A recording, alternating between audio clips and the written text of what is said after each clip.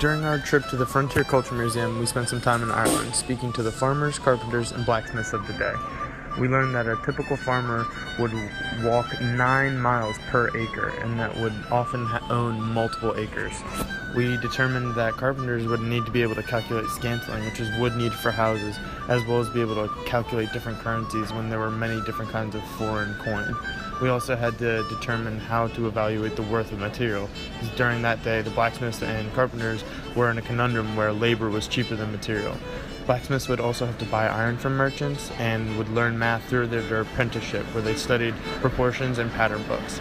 They also used Pythagorean theorem to figure out corners and also had to know trigonometry when surveying land.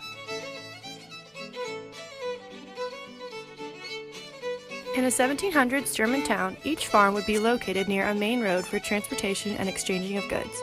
Because of this, you were taxed for how much of your house was facing the road. In each town, the farm would have been placed right in the middle.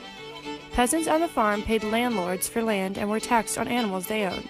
Each peasant was limited to a certain number of animals due to taxes. The structure of each home in this town was strategically planned out. Roofs were extremely heavy and built on a gradual slant so snow and ice wouldn't pile up. Roof tiles were not tied down, but the weight of each individual one kept it in place. This made building these structures more efficient and sturdier.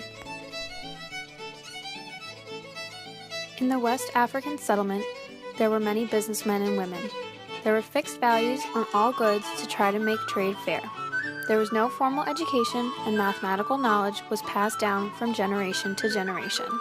The SOL that covers this information is 2.8. We visited a replica of a yeoman farmer's home in the 1600s. They had a lot of land and were very well off. One way they made a profit was by renting out their land to tenant farmers.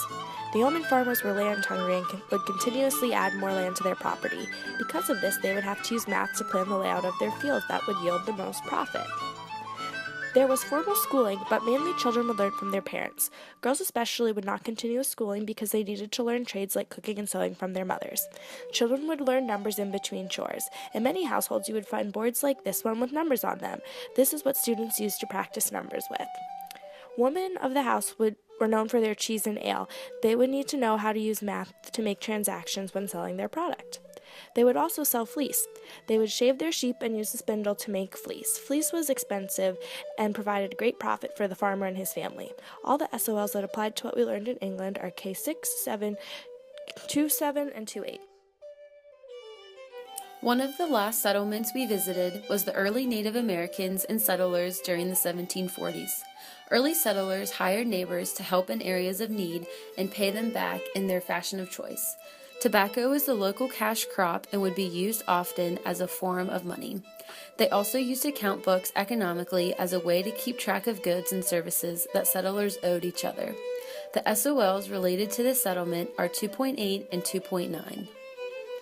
We visited the tin shop in the New World settlement, which took place during 1820 to 1850.